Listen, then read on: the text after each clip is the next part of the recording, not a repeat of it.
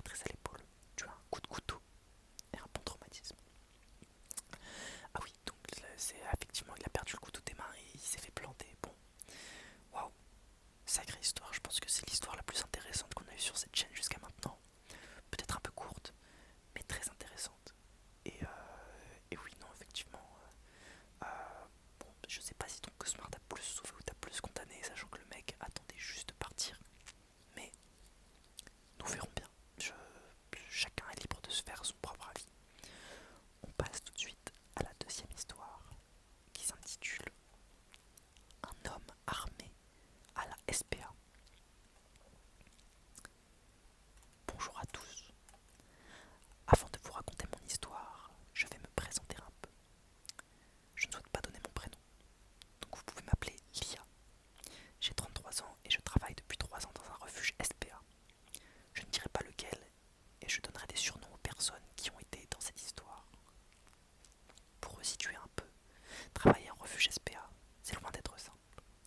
On voit des chats arriver toutes les semaines, de la fourrière, de maltraitance et, bien sûr, des abandons. Entre parenthèses, s'il vous plaît, avant d'adopter un animal, réfléchissez bien à toutes les responsabilités que cela implique. Mon histoire se déroule en février 2022. Ce jour-là, une dame vient à son rendez-vous pour abandonner son chat. Je ne sais plus pourquoi, et ce n'est pas important, mais elle vient avec une amie. Nous appellerons cette amie Madame B. Pendant que cette dame est prise en charge par ma collègue, que nous appellerons Lily, Madame B, B, vient me voir et me dit aussi qu'elle souhaiterait abandonner ses 2 chats. Je suis un peu surprise. Elle me dit ça vraiment de façon simple, comme si c'était une info banale. Je ne juge pas. Je lui explique les conditions et lui propose un rendez-vous quelques jours plus tard. Le jour du rendez-vous, un vendredi, Madame B arrive avec ses 2 chats, un frère et une sœur, tous adorables. Elle explique qu'elle est malade et qu'elle ne peut plus s'occuper de ses chats. Nous prenons les Mimi en charge. Le lendemain, je réponds au téléphone. C'est Madame B qui me dit, d'une voix excessivement faible, qu'elle n'avait pas prévenu ses enfants qu'elle allait abandonner les chats, qu'ils ne vont pas bien depuis, qu'elle ne dort plus, qu'elle est malade et qu'elle voudrait les récupérer. Soyons clairs, l'abandon n'est pas un acte anodin qui doit être pris à la légère. C'est comme l'adoption. Une fois que c'est fait, on assume. Je lui explique et lui indique que ce n'est pas possible, qu'elle a signé un contrat qui stipule qu'elle cède tous ses droits sur les chats. Appelons-les Tom et Jerry. Tom c'est un mâle et Jerry une femelle. Elle insiste longtemps, en faisant toujours plus dans le dramatique. Pour couper court, je lui dis que j'en parlerai à ma responsable et qu'on la recontacte. Puis, je raccroche. À peine quelques minutes plus tard, le fils de Madame B appelle. Il veut récupérer le mâle. Cette histoire commence à me gonfler un peu. Je lui redis exactement ce que j'ai dit à sa mère, puis nous raccrochons. J'en parle à ma responsable qui prend le dossier en charge et s'occupe de contacter les membres de la famille. Lily et moi pensions en avoir terminé avec cette histoire. Mais non. Pour faire simple, pendant une semaine, ma responsable a été harcelée par tous les membres de la famille. Le fils s'est même déplacé au refuge. Une galère. Le jeudi suivant, le verdict tombe enfin. Suite à des propos contradictoires et à ce harcèlement incessant, ma responsable prend la décision définitive de ne pas rendre les chats à ces personnes plus que douteuses. Je ne vous ai pas retranscrit tous leurs propos. À cette nouvelle, je suis mitigé. Je suis totalement d'accord avec cette décision et en même temps, j'ai un mauvais pressentiment. Comment savoir où est-ce que ça va en venir? Le lendemain, vendredi, je fais part de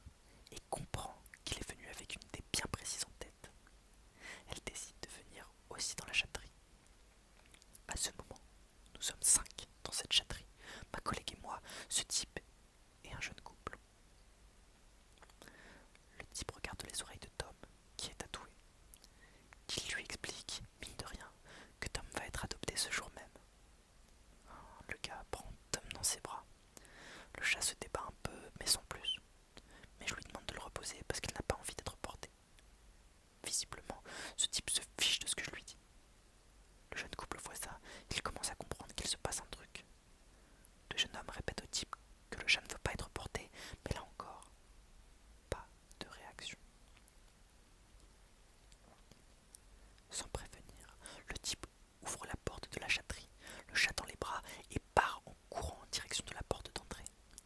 Il faut savoir qu'il y a un couloir de quelques mètres entre la porte de la chatterie et la porte d'entrée.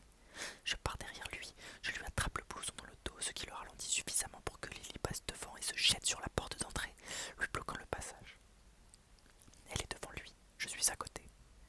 Derrière, un père de famille qui se trouvait dans une autre chatterie et qui a vu de l'agitation, et dans le recoin du bureau, la stagiaire. Le type hurle sur ma collègue de le laisser sortir, qu'il est armé. Elle lui dit qu'elle ne se poussera pas, qu'il doit nous rendre le chat. Héroïque cette collègue. Moi, à côté, j'ai la main sur le chat, au cas où le type relâche un peu la pression et que je puisse le récupérer. Il continue de hurler et ma collègue crie à la stagiaire d'appuyer sur le bouton d'appel d'urgence sous le bureau. Le type comprend qu'il est cuit, que la police va l'embarquer. Alors il tente de négocier. Laisse-moi sortir et je te rends le chat. Qui y croit? On lui répond que non, le chat d'abord. Il finit par lâcher Tom, que je récupère et porte comme un objet précieux pour le ramener dans la chatterie. Mon cœur bat la chamade.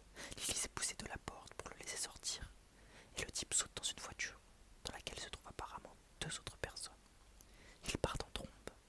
Mais on est samedi, il y a énormément de monde au refuge ce jour-là. Et plusieurs bénévoles parviennent à prendre en photo la plaque d'immatriculation. Le père de famille qui se trouvait derrière nous dans le bureau nous indique que ce type avait un couteau de 30 cm dans la poche arrière de son pantalon. Ah ouais,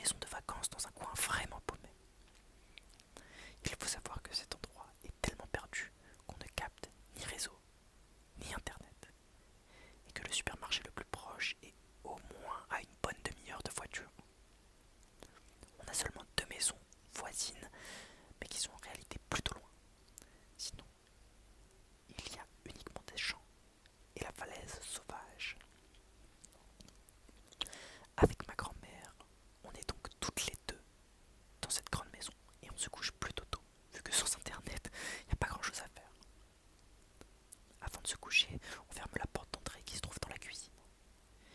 Il faut savoir qu'on peut rentrer dans cette maison par 3 portes, mais que globalement, on n'utilise que celle de la cuisine et que les 2 autres sont fermées. On ferme donc la porte à clé avant de tout éteindre et de monter à l'étage se coucher. Ma grand-mère se met dans sa chambre et moi dans une autre qui se trouve juste en dessous de l'échelle menant au grenier. Je précise que ma grand-mère ne peut pas monter au grenier, c'est trop compliqué pour elle à cause de son âge. Il y a donc un grand grenier aménagé avec 2 chambres et une pièce qui les relie. Je m'endors, et vu que c'est une vieille maison, au moindre bruit, on entend. Vers 2 heures du matin, je suis réveillé par des bruits de pas au-dessus de ma tête, qui viennent donc du grenier. Au début, je me dis que je dois mal entendre, que ça doit être le poids qui travaille, ou que c'est ma grand-mère qui marche dans sa chambre et qu'elle est allée aux toilettes. Mais les bruits continuent, et pour le coup, ce n'était pas un animal, non, ça ne ressemblait pas à un animal. Non, c'était vraiment des pas humains. Du coup, je panique un peu, et je ne ferme plus l'œil de la nuit. Jusqu'à 6 heures du matin, j'entends quelque chose faire les 100 pas au-dessus de moi. Et à ce moment-là, je me rends compte que j'ai très envie d'aller aux toilettes. Mais avec ces bruits, je décide de prendre sur moi le plus possible. Vers 7 heures, je sais que ma grand-mère va bientôt se réveiller, donc je décide de foncer au rez-de-chaussée pour aller aux toilettes. Il se trouve que, pour y aller, je dois passer par la cuisine, là où se trouve la porte d'entrée. Et qu'en arrivant, je retrouve la cuisine allumée et la porte grande ouverte. À ce moment-là, j'ai eu tellement peur que je me suis planté au milieu de mon jardin en attendant que ma grand-mère se réveille car la maison me faisait trop peur. Je lui ai expliqué ce qui s'était passé. Et ce n'était ni elle dans le grenier, car elle ne s'est pas réveillée dans la nuit, ni elle qui avait ouvert la porte. Elle a été embêtée, mais n'a pas vraiment essayé d'élucider le mystère. Donc aujourd'hui encore, je n'ai absolument aucune idée de ce qui s'est passé cette nuit-là. La nuit qui a suivi par contre, les bruits ont recommencé. Prise de panique et décidant d'affronter mes peurs pour autant, je m'attelai à la tâche de monter l'échelle du grenier. La trappe fit un bruit grinçant en s'ouvrant. Terrifié à l'idée de ce que j'allais voir, je n'allumai pas tout de suite la lumière, la lampe flash de mon téléphone faisant largement l'affaire. Je n'y trouvais rien. C'était sidérant. Après une demi-heure de recherche, je me décidai enfin à allumer la lumière, prête à affronter ce que l'obscurité cachait, bien qu'après mes recherches, elle ne cachait visiblement pas grand-chose. Allumant la lumière, je ne trouvais rien non plus. Étrange. Oui, étrange. Et c'est comme ça que